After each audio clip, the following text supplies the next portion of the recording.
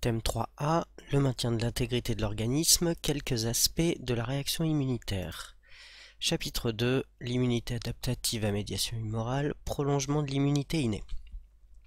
Bon, au cours de cette petite vidéo, je vais vous commenter le schéma bilan, de façon à ce que vous compreniez chacune des étapes de cette réaction adaptative. Alors, comme vous le voyez, j'ai divisé le schéma en plusieurs secteurs. Chaque secteur a une importance bien particulière là dans la réaction adaptative. Alors, la première chose à savoir, c'est que la réaction adaptative fait suite à la réaction innée.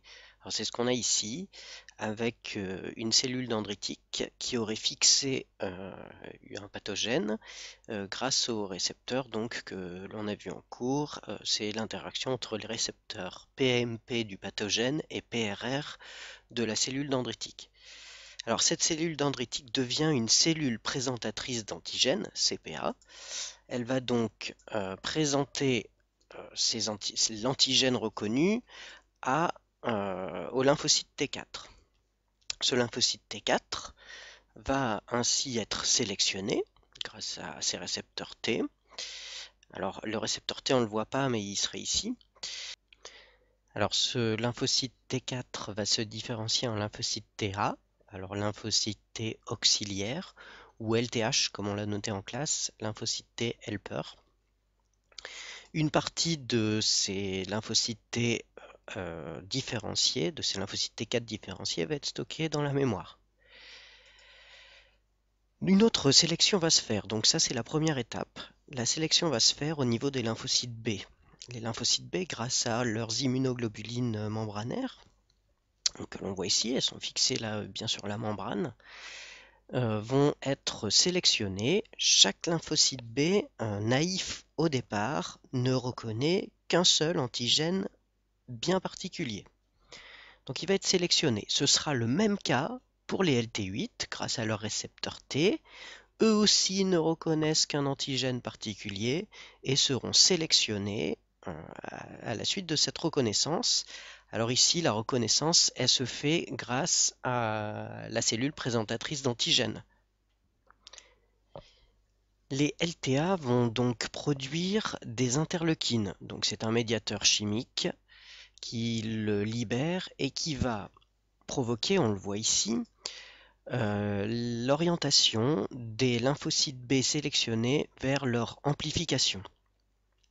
Une fois qu'ils sont amplifiés, donc on obtient des clones ici de lymphocytes B, certains de ces lymphocytes B vont être stockés dans la mémoire.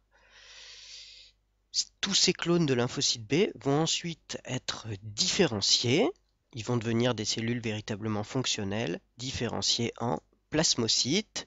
Alors c'est ce qu'on voit ici, ils ont un réticulum endoplasmique rugueux très développé. Donc ce réticulum endoplasmique rugueux va permettre de produire des immunoglobulines ici et de fixer les pathogènes ici grâce à la reconnaissance de leur antigène, la reconnaissance spécifique, et donc de former une association entre antigène et immunoglobulines qu'on appelle un complexe immun. Ces complexes immuns neutralisent l'agent pathogène et seront donc mangés en quelque sorte par les phagocytes qu'on voit ici, ce qui permettra l'élimination par phagocytose des agents pathogènes. Deuxième partie, c'est cette colonne. Là, lors de cette colonne, les lymphocytes TA encore vont libérer de l'interleukine. Cette interleukine va, comme dans le cas des lymphocytes B, stimuler l'amplification. On a donc une amplification des lymphocytes T8 en LTC, une multiplication, c'est des clones encore une fois. Certains de ces clones seront stockés en mémoire.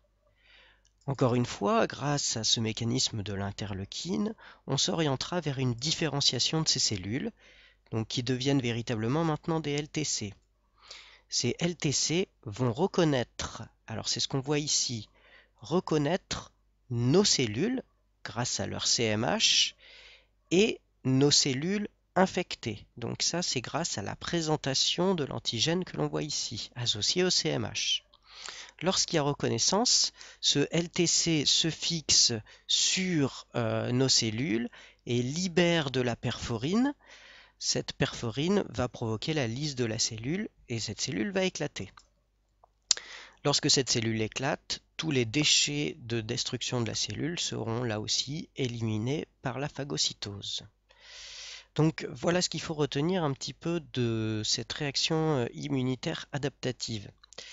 Ce qu'il faut surtout retenir ici, c'est le rôle central des LTA. S'ils ne sont pas présents, ils ne pourront pas libérer d'interleukine. Alors dans les deux cas, hein, pour les lymphocytes B et de l'interleukine pour les lymphocytes T8, si cette interleukine n'est pas libérée, on ne peut pas se diriger malgré la sélection vers une amplification et une différenciation. Alors c'est ce que l'on rencontre dans le cas d'une infection par le VIH. Le VIH, lui, a pour cible les lymphocytes TA. Ces lymphocytes TA seront détruits, ils ne produiront donc plus d'interleukine, et ce qui ne permettra plus l'élimination de l'agent pathogène, soit par la formation de complexes immuns ici, là, dans le cas des lymphocytes B, ou grâce à la lyse des cellules infectées, grâce à la différenciation des LT8. Voilà, j'espère que cette vidéo vous apportera quelques précisions. Je pense que c'est ce schéma qu'il faut véritablement travailler. Et n'oubliez pas, il y a un vocabulaire très précis à utiliser dans l'ensemble de cette partie. Bon courage pour vos révisions et à bientôt pour de nouvelles vidéos.